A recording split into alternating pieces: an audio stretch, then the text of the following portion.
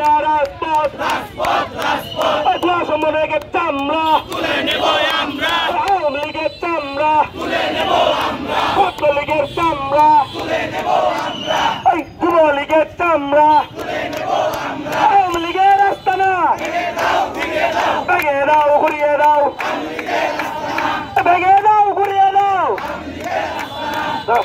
কিছু সমন্বয়ক ছদ্মবেশী তারা কোথায় আন্দোলন করেছে তা আমরা জানি না, আপনারা জানেন না, তার জন্য আজকে আমাদের এই মিছিল সমাবেশ।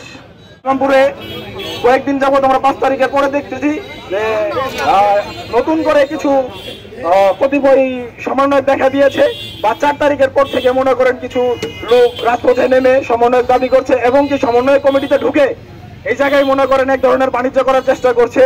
আমরা ইসলামপুরের ছাত্র জনতা 17 তারিখ থেকেই মাঠে ছিলাম, মাঠে আছি এবং আগামী দিনেও থাকবো। অতএব তাদেরকে হুঁশিয়ার করে বলতে চাই যে তারা যে বাণিজ্য শুরু করেছে এই বাণিজ্যতে যদি তারা থেমে না দেয় বা থেমে না থাকে তাহলে আমরা আমাদের অ্যাকশনে নামবো। বাংলাদেশ এখন একটা ক্রান্তিকাল সময় দিয়ে পার করছে।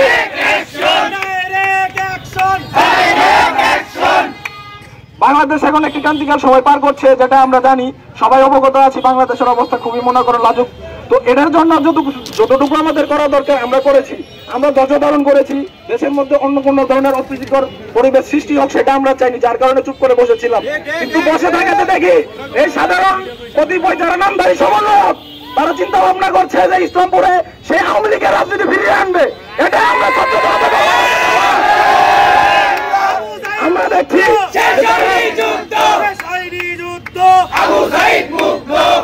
আমরা দেখছি তারা আওয়ামী লীগের রাজনীতিতে পুনর্বাসন করছেন।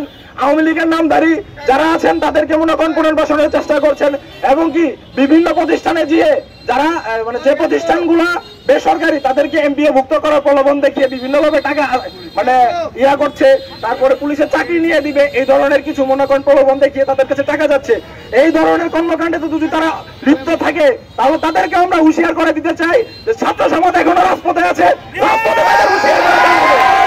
এবং ইসলামপুর প্রশাসন যদি এই বিষয়ে অবগত থেকে থাকে তাহলে এর বিরুদ্ধে তাড়াতাড়ি দ্রুত মনে করেন যে একটা পদক্ষেপ নেওয়ার কথা বলছি। আর যদি তারা অবগত না থাকে তাহলে আমরা তাদেরকে অবগত করতে চাই যে এই বিষয়ে সুষ্ঠু তদন্ত করা হোক। সবশেষে আমি আপনাদেরকে একটা কথাই বলতে চাই যে আজকে যারা সাধারণ শিক্ষার্থী রাজপথে নেমেছেন, আপনারা বিগত দিনগুলোতে রাজপথে ছিলেন এবং আছেন। ভবিষ্যতেও যদি কোনো প্রকার চাঁদাবাজি, লুটপাটে কোনো প্রকার স্টুডেন্টদের সম্পৃক্ততা দেখা দেয় তাদেরকে রোখার জন্য সাধারণ ছাত্র সমাজ রাজপথে ছিল এবং আছে।